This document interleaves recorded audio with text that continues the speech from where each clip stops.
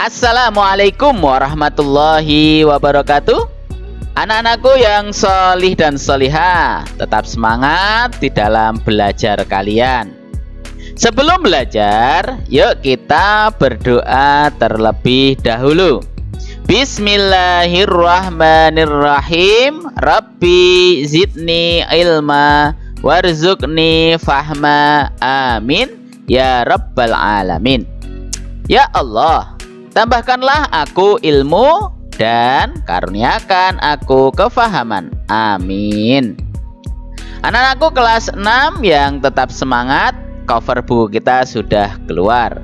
Pada kesempatan kali ini kita akan belajar PAIBP kelas 6 SD, yaitu tentang senangnya meneladani para nabi dan ashabul kahfi.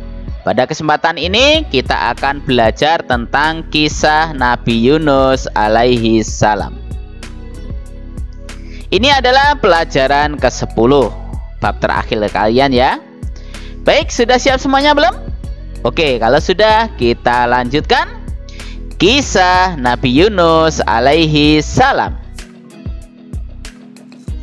Nabi Yunus alaihi salam. Ada sebuah negeri di selatan Irak bernama Ninawa. Negeri itu sangat kaya dan luas. Allah Subhanahu wa Ta'ala melimpahkan kemakmuran bagi penduduknya. Namun penduduknya ingkar dan tidak bersyukur atas karunia Allah Subhanahu wa Ta'ala yang melimpah. Mereka tidak hanya kufur, tetapi juga hidup dalam kesesatan dan jauh dari kebenaran. Mereka menjadikan berhala-berhala sebagai Tuhan yang mereka sembah. Berdakwah di Ninawa. Allah Subhanahu wa Ta'ala mengutus Nabi Yunus alaihissalam untuk berdakwah kepada penduduk Ninawa. Nabi Yunus alaihissalam menyeru kepada penduduk Ninawa untuk menyembah Allah Subhanahu wa Ta'ala. Seruan Nabi Yunus alaihissalam tidak mereka hiraukan. Setelah bertahun-tahun, hanya sedikit yang mau mengikuti seruan Nabi Yunus alaihissalam untuk menyembah Allah Subhanahu wa Ta'ala.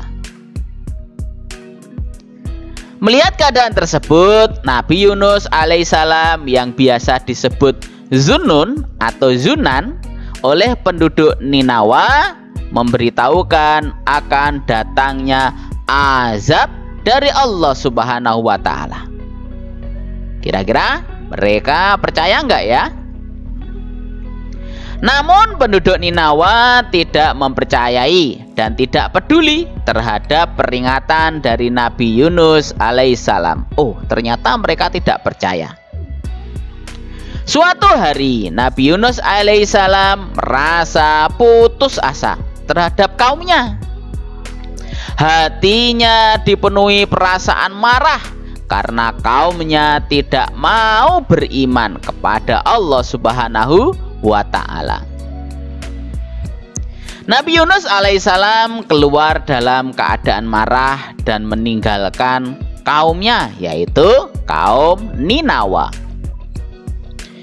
Allah Subhanahu wa Ta'ala berfirman dalam surah Al-Anbiya ayat 87. Bismillahirrahmanirrahim. Wa zannuni izzahaba mughadiban. Artinya, dan ingatlah kisah Zunnun, yaitu Yunus, ketika ia pergi dalam keadaan marah. Datangnya azab. Tidak lama kemudian tampak awan gelap bergumpal-gumpal, diselingi petir yang menyambar, dan cahaya besar merah seperti api yang hendak turun dari langit. Penduduk Ninawa beramai-ramai memohon ampun dan bertobat kepada Allah Subhanahu wa Ta'ala. Tobat mereka diterima oleh Allah Subhanahu wa Ta'ala, sehingga azab tidak jadi turun. Allah Subhanahu wa Ta'ala berfirman dalam surah Yunus ayat 98. Falaula kanat qaryatun amanat fanafa'aha imanuha illa qauma yunusa lamma amanu kasyafna anhum azabal khizyi fil hayatid dunya wa matta'nahum ilahin. Shadaqallahul azim. Artinya, dan mengapa tidak ada penduduk suatu kota yang beriman, lalu imannya itu bermanfaat kepadanya selain kaum Yunus, tatkala mereka kaum Yunus itu beriman. Kami hilangkan dari mereka azab yang menghinakan dalam kehidupan dunia, dan kami beri kesenangan kepada mereka sampai waktu yang tertentu. Penduduk Ninawa pun terkejut melihat berhala sembahan mereka hancur berkeping-keping tersambar petir. Mereka akhirnya mengikuti ajaran Nabi Yunus alaihissalam dan menyembah Allah Subhanahu wa Ta'ala. Nabi Yunus alaihissalam ikut berlayar di lautan. Nabi Yunus alaihissalam meninggalkan negeri Ninawa secara mendadak. Sampai di pinggir pantai, Nabi Yunus alaihissalam ikut kapal yang hendak berlayar. Di dalam kapal, Nabi Yunus alaihissalam tetap berdakwah kepada para penumpang yang ada di dalamnya. Semua orang menghormatinya sebagai orang yang bijak dan kaya ilmu. Ketika kapal berlayar di tengah laut, kapal itu terombang-ambing dan hampir tenggelam. Nahkoda kapal langsung mengumpulkan semua penumpang. Biasanya, bila kapal seperti ini, ada orang pelarian dalam kapal ini. Jadi, kita akan undi siapa yang harus dibuang ke laut, seru nahkoda kapal. Tidak usah diundi. Akulah orangnya. Biar aku saja yang terjun ke laut, kata Nabi Yunus alaihi salam. Namun semua orang tidak percaya dan akhirnya diadakan undian. Setelah diundi sebanyak 3 kali, nama Nabi Yunus selalu keluar. Maka ia harus terjun ke laut. Dimakan ikan paus. Setelah namanya keluar pada undian, Nabi Yunus alaihissalam tidak terkejut. Dari awal ia merasa dirinya lah yang membuat kapal terombang-ambing. Tanpa dipaksa, Nabi Yunus alaihissalam terjun ke laut. Saat tubuhnya akan mencapai air, sebuah mulut besar menangkap dirinya.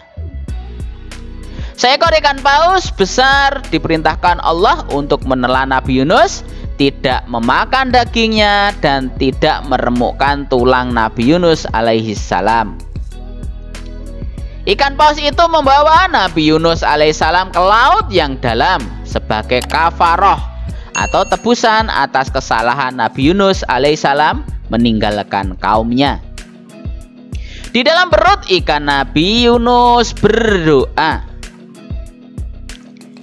"Ya Allah, tidak ada Tuhan selain Engkau. Sesungguhnya aku termasuk orang-orang yang berbuat zalim." Nabi Yunus alaihissalam terus berdoa memohon ampun kepada Allah atas kesalahannya. Allah Subhanahu wa Ta'ala mendengar doa Nabi Yunus dan mengampuninya. Nabi Yunus alaihissalam kembali ke kaumnya. Atas perintah Allah Subhanahu wa taala, ikan paus itu memuntahkan Nabi Yunus di pinggir pantai. Allah menumbuhkan pohon jenis labu dan melindunginya dari terik matahari. Nabi Yunus dilindungi oleh Allah. Setelah sehat, Nabi Yunus alaihissalam kembali ke negeri Ninawa. Nabi Yunus alaihissalam terkejut melihat tidak ada satupun berhala di negeri Ninawa. Ia melihat kaum Ninawa beriman dan beribadah kepada Allah Subhanahu wa ta'ala. Nabi Yunus alaihissalam segera bersujud mensyukuri berkah yang telah Allah limpahkan pada dirinya dan juga kaumnya, yaitu kaum Ninawa.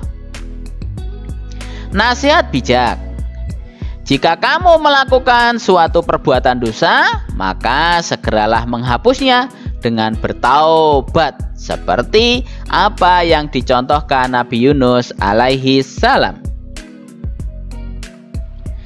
Meneladani perilaku Nabi Yunus alaihissalam. Yuk kita lihat apa saja.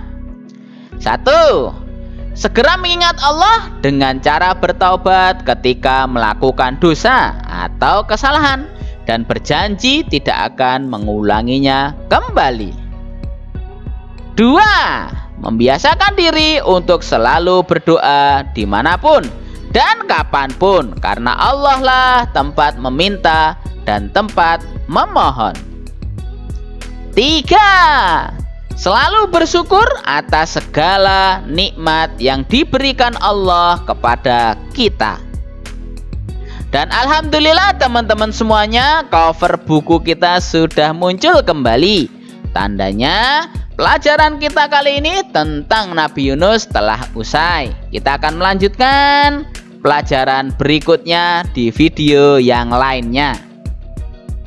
Setelah belajar, jangan lupa kita mengucapkan kalimat hamdalah. Alhamdulillahi rabbil alamin. Segala puji bagi Allah, Tuhan semesta alam. Dari Pak Guru, kurang lebihnya mohon maaf. Tetap semangat belajar. Wassalamualaikum warahmatullahi wabarakatuh.